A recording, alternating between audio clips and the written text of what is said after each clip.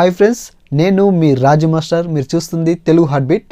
ఈరోజు సరికొత్త ప్రోడక్ట్ మీ ముందుకు అన్బాక్స్ చేయడానికి తీసుకొచ్చాను. అదే మైక్రోఫోన్ యొక్క స్టాండ్. ఇది మోనోవారి మైక్రోఫోన్ స్టాండ్.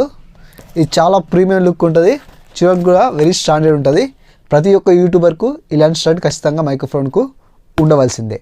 ఓకే, మరి ఈ యొక్క మైక్రోఫోన్ యొక్క స్టాండ్ అన్బాక్సింగ్ చేసి మరి దీని యొక్క రివ్యూ కూడా చేద్దాం. Okay, let's go started.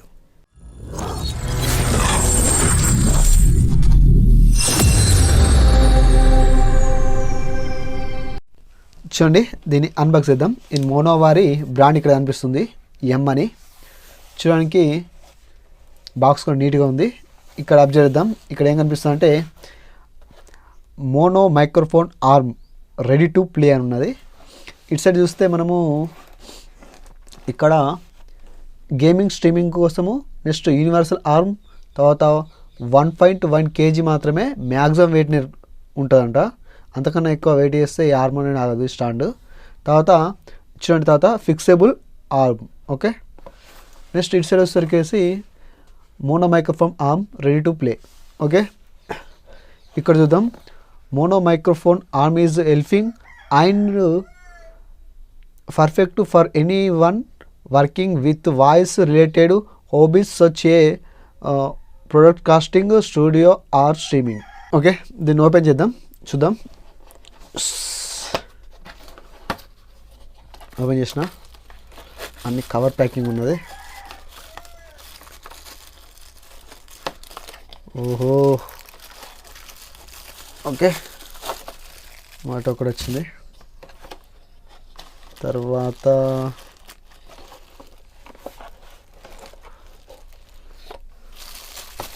Yes, ఇది ఫిట్ చేయడానికి క్లాంప్. మొదట మన క్లాంప్ ఇచ్చిండు. తర్వాత దీన్ని మొత్తం ఓపెన్ చేద్దాం.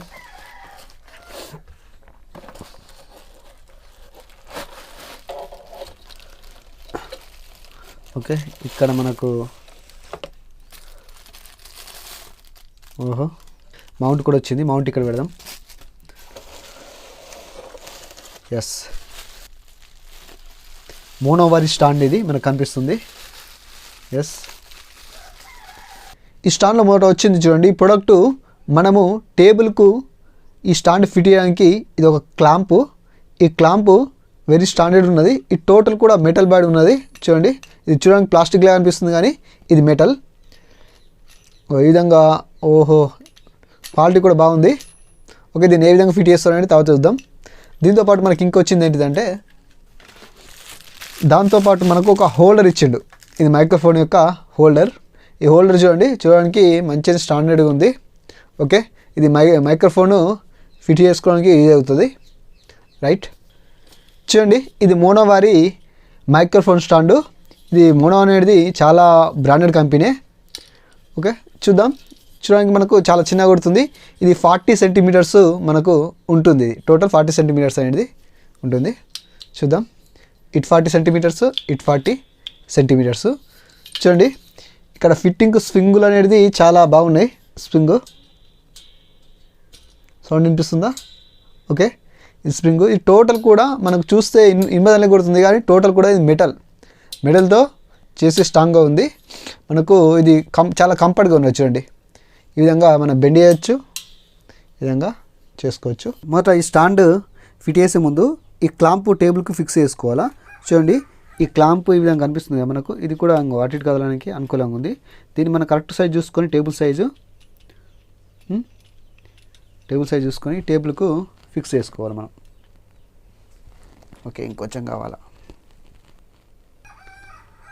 కరెక్ట్ టేబుల్ ఎంతమంది ఉందో దాన్ని చూసి కరెక్ట్గా ఫిక్సబుల్గా చేసుకోండి. ఓకే, నేను దీన్ని సెట్ చేస్తున్నా.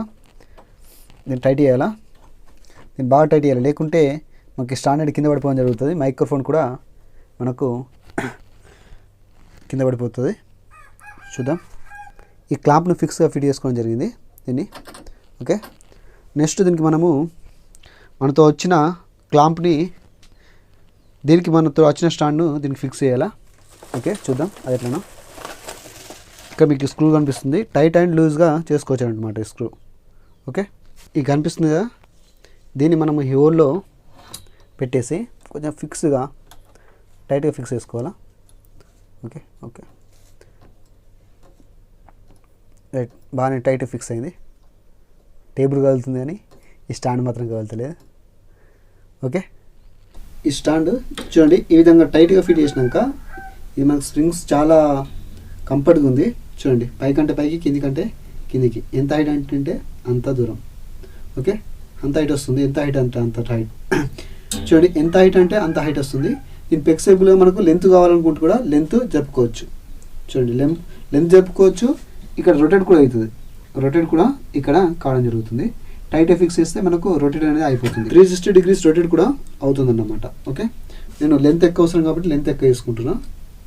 ఓకే, చూడండి దీంట్లో చిన్న మైనస్ ఉంది. ఏంటిదంటే చూడండి ఇట్లా లెంత్ ఎక్కువ అవసరం, నాకు లెంత్ ఎక్కువ అవుతలేదు.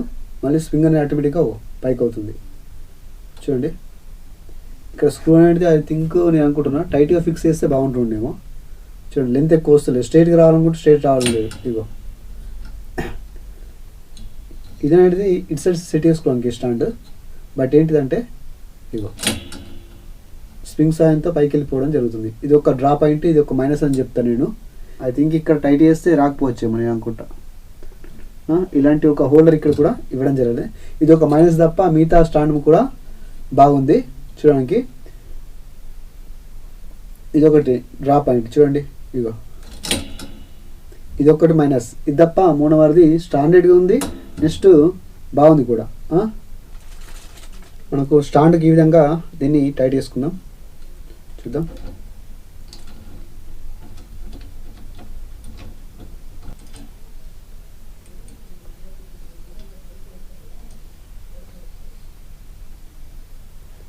మోనో వారి స్టాండ్ తీసుకోవచ్చు అంటే 576 రూపీస్కు ఖచ్చితంగా తీసుకోవాల్సిన స్టాండ్గా చెప్పుకోవచ్చు.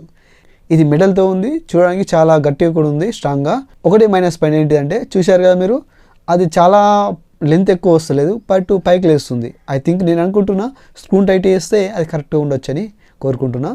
ఓకే, ఈ 570 రూపీస్కు ఖచ్చితంగా ప్రతి ఒక్క యూట్యూబర్ ఈ కండెన్సర్ మైక్రోఫోన్కి కానీ ఖచ్చితంగా తీసుకోవచ్చు.